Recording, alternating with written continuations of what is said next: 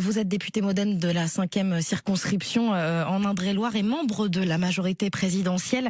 L'utilisation du 49.3, c'est un aveu de faiblesse pour le gouvernement?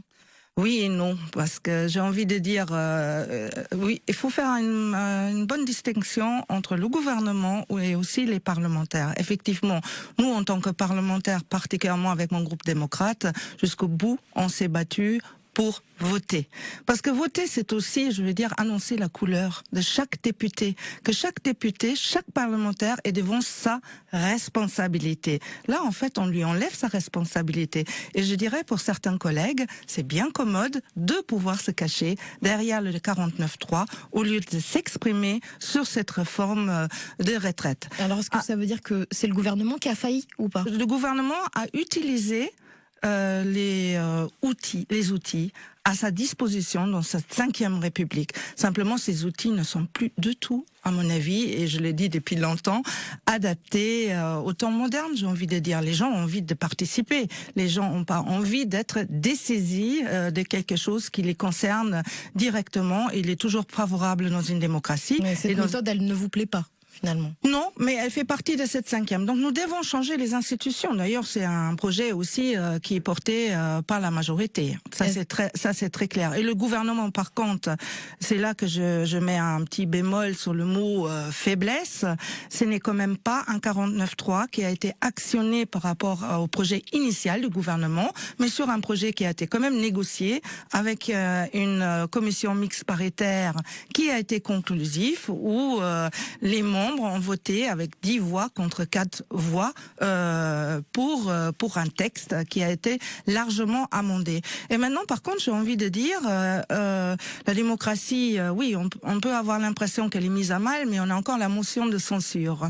Ça veut dire que le gouvernement a quand même engagé sa responsabilité. Et là, la démocratie peut à nouveau jouer son rôle. Donc, les députés qui sont vraiment contre cette réforme, ils ont là la possibilité, a priori lundi, de s'exprimer. Vous répondez quoi à cette incompréhension et cette colère qu'on entend chez Nathalie? C'est-à-dire, je comprends, parce que bon, à l'origine, évidemment, c'est peut-être un peu délicat de parler de mes origines franco-allemandes. On voit deux régimes très différents. Hein. D'un côté, une démocratie parlementaire, où le Parlement a vraiment les derniers mots, et nous, on est dans un régime, effectivement, où l'exécutif est très fort. Donc maintenant, il faut voir, est-ce qu'une révision constitutionnelle doit s'en suivre aussi de ça, parce qu'on est quelque part dans une impasse et qui n'est pas bon pour la démocratie, qui n'est bon pour personne. Simplement, je mets quand même en garde, attention aux démarches, attention à notre démocratie, parce qu'on a une chance inouïe quand même depuis la Deuxième Guerre mondiale de vivre dans des espaces de droit. Mettons pas ça à mal. La confrontation, oui, elle est nécessaire. Si on avait tous les mêmes idées, on ne trouvera pas de solution. On serait vraiment chacun sur des rails, on regarderait, mais on ne trouvera pas de solution. Mais pas par la violence, s'il vous plaît, en utilisant chacun, effectivement, les outils qui sont à notre disposition, mais ce qui se passe dans la rue, et certains, ou ce qui s'est passé hier au Parlement, c'est limite quand même un appel à l'insurrection, et ça, on peut pas le laisser passer. Il y a quand même des contestations là qui sont organisées, des rassemblements aujourd'hui, demain, le 23 mars. Oui. Est-ce que ça va quand même pas déclencher, malgré cet appel vous au calme, une colère sociale? Cette colère, elle est là, il faut en tenir compte. Il faut que aussi le Parlement, effectivement, lève un peu plus sa voix, peut-être. Je veux dire, moi, en tant que parlementaire, effectivement, je n'applaudis pas au 49.3. J'ai dit, je comprends le gouvernement qu'il utilise, lui, ses instruments, mais moi, en tant que parlementaire, bien sûr, j'ai envie de voter, j'ai envie de me prononcer. Et si je peux me permettre quand même de le dire, cette réforme, malgré tout, elle est nécessaire. On a besoin une réforme de retraite. Mais il faut aussi mettre le curseur là où il doit être.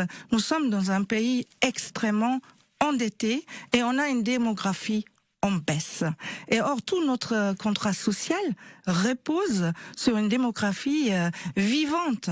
Et l'État, aujourd'hui déjà, et ça on en parle très rarement, parce que l'année dernière, nous avons dépensé 345 milliards d'euros pour la retraite.